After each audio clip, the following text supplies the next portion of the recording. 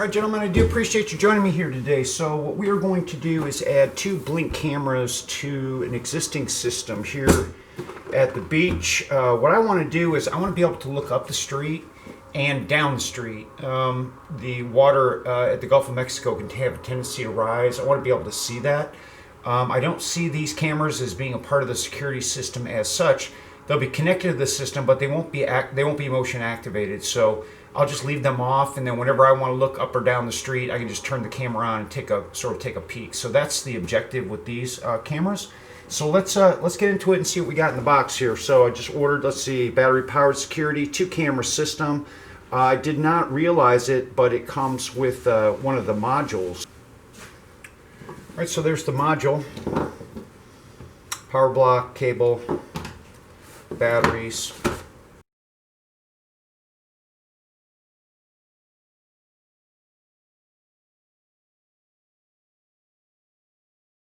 Well, it hasn't been very long since I ordered the last set here, and what this is it's a tool to remove the back cover. I don't think I'm too wild about that idea. We got this little plastic rubber grommet, so let's see. And a screwdriver would work just fine, whereas the older style, this back cover clips on. I also see access for a USB if you wanted to run this thing off of a cable. I don't know what kind of scenario you would find yourself in doing that, but it's there. Alright,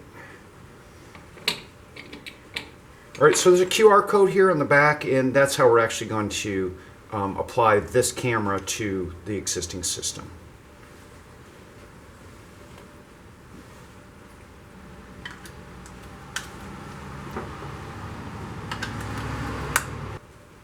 Alright, so I pulled up the application, and what I'm going to do is do a plus here to add Blink wireless camera system, Blink wireless camera or mini camera. We're going to do the camera and then snatch that QR code like I was just talking about.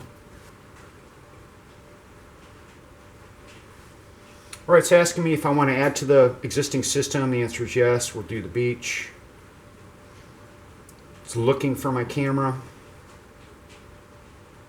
Alright, camera added. I'm going to need to name this thing so I can keep track. Gives it a default, which is a number. Can X that out. I'm going to call this Ocean View.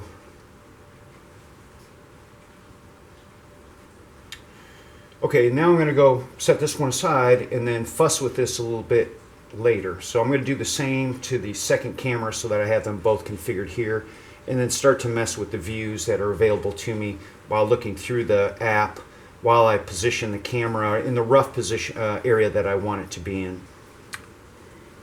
Alright, so there's my camera test. A little grainy here because I'm so close. If I pull it back, alright, cool, it's working. Alright, so we're up on the deck, and I'll show you the view that I'm trying to capture, which is down the street this way. I want to see if the water from the Gulf, hope you guys can see that, yeah. So I want to see if the water starts to creep up the street. So the camera position will roughly be something about here. Now these cameras are weatherproof, but I don't really want to expose it to the weather if I can avoid it. So we're up underneath an eave, and I determined after looking through the camera that it needs to go somewhere about in that area to get the best view and stay out of the weather. There's stuff that's still going to blow up underneath here because we get some pretty big storms off that water, but something like that. And then so I'm going to put the mount right here and call it good, and then work on the other one, sort of do the same thing.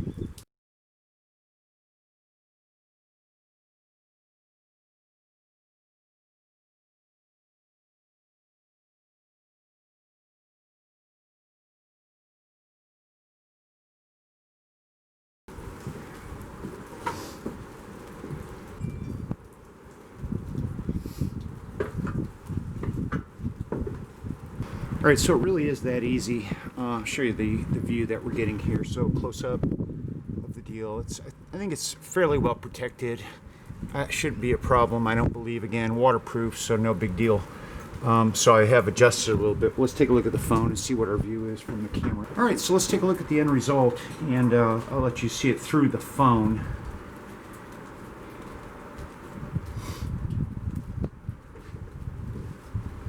Hopefully without too much glare. I mean, it's almost impossible to do out here. So I gotta...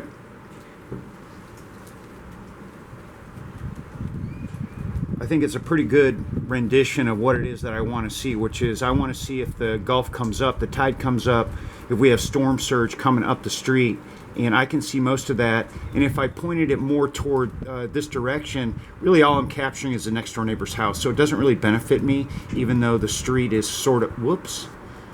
Let's start it over again. I didn't say continue, and it asked me, but I didn't do that. Okay, so there we go. I'm going to call this one done. It really is that easy. I actually love these things, so on to the next camera. So it is a picture-perfect day today. We're going to be up to 70 degrees. I thought what I would do is reshoot the final segment where I had finished installing the cameras. It was raining the other day, and it was really, really hard, and we've got a bunch of guys building houses in the background, so let's see how this all goes. So the idea is that when you come up the staircase here, right on the landing, leads up to the front door, that you're not really going to notice these cameras, right? They're just not, they're hidden in plain sight is what I'm trying to say. So here's the other one that goes up the street, and it's headed in that direction. This one I've had in place for quite some time. What I'm trying to do is keep an eye on all the access points within the house, all the doors, in other words. With a very, very few exceptions, the two that I just installed would probably be it. Let's go around to the back of the house, and we'll take a look at where I've installed them in the back, and near like a back door and a we've got a bedroom window back here. Keep in mind, we're not here 100% of the time, so I like to see these things and be able to tell in context what's going on. So here, again, I'm going to manage the sun. Here's the other camera on the back, and it covers this window, and there's an air conditioning unit here as well. That's the master, and right up there, I'm having a hard time seeing it. And then if we come over here a little bit closer to this back door, we've got another camera here. And I would challenge you, especially at night, that you would ever even notice that these cameras were installed if you were here for purposes other than just entering the house. So I like it a lot. It's protected from the weather, even though they are weatherproof. Let's go down on the slab, and I'll show you where those are at.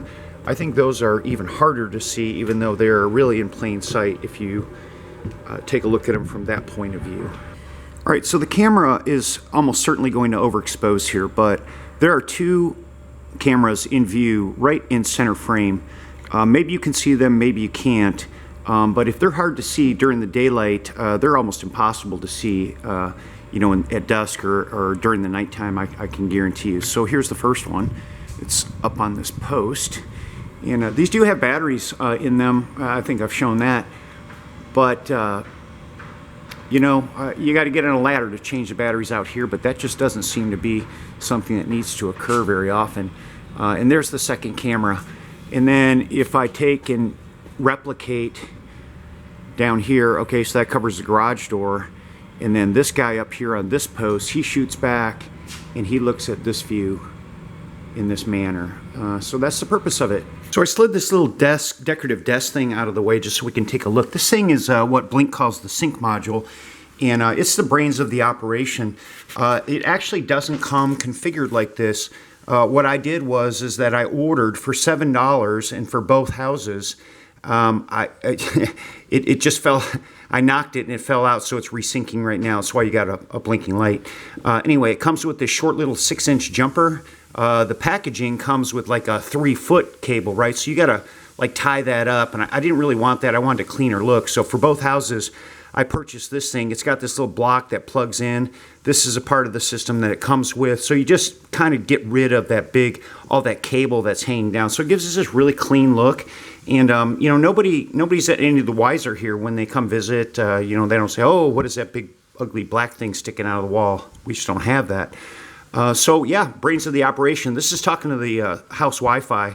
And then we've got 8 cameras going here, and all of them are connected here. This happens to be centrally located, just out of pure, well, maybe it's not pure luck, but it is centrally located, and that does matter. So I've not actually hit on the farthest distance that these cameras will either work or not work. I really don't know what that is. I'm sure it says it in the literature, but I just tried to be mindful of where these things were located, and you know, went about my business and put this thing in. It's worked every time. I also don't know how many cameras that you can actually connect to this thing. Maybe it's infinite. I don't really know, but there will be a limit, obviously. So if you need more than 8 cameras, or if your distances are too long from the camera to the Wi-Fi to the sync module, you would have to take some kind of action, like maybe buy another sync module or something like that. I'm sure you just have to kind of work things out.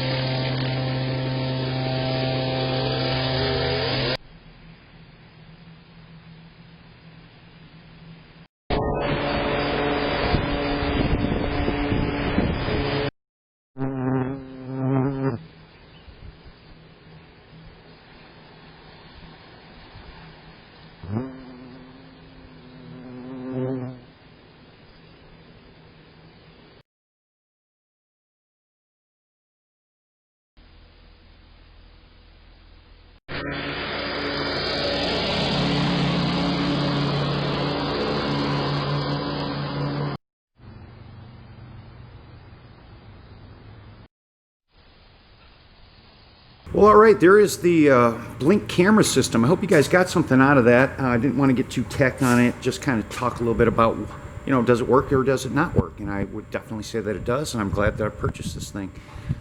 You can get these things at all different price points, right? If you wait, they go on sale all the time.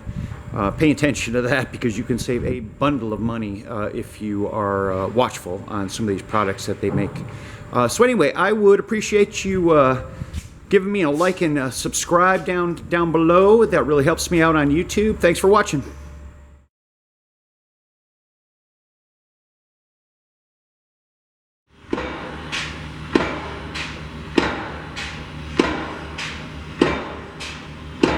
I was over there a week ago, and they were working in the rain, and one of the guys was real friendly. I was chatting with him, and he said, oh, come on up and take a look, right? We're standing right next to this thing while they were driving it in. All right, so I'm going to show you 2 videos. I don't remember what I said in them, but they're doing 37 piers.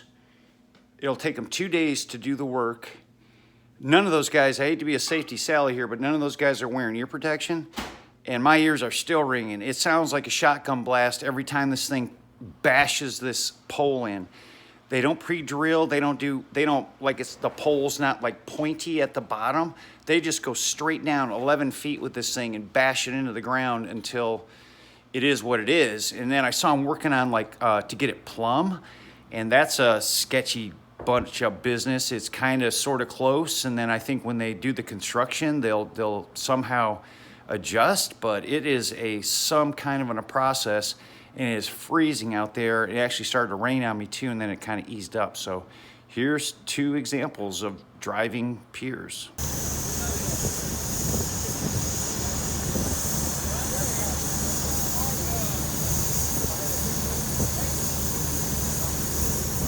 They put it down 9 feet into the ground.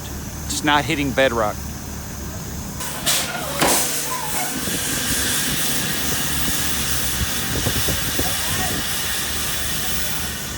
The whole ground shakes when he does this thing. I mean, this thing is crazy loud.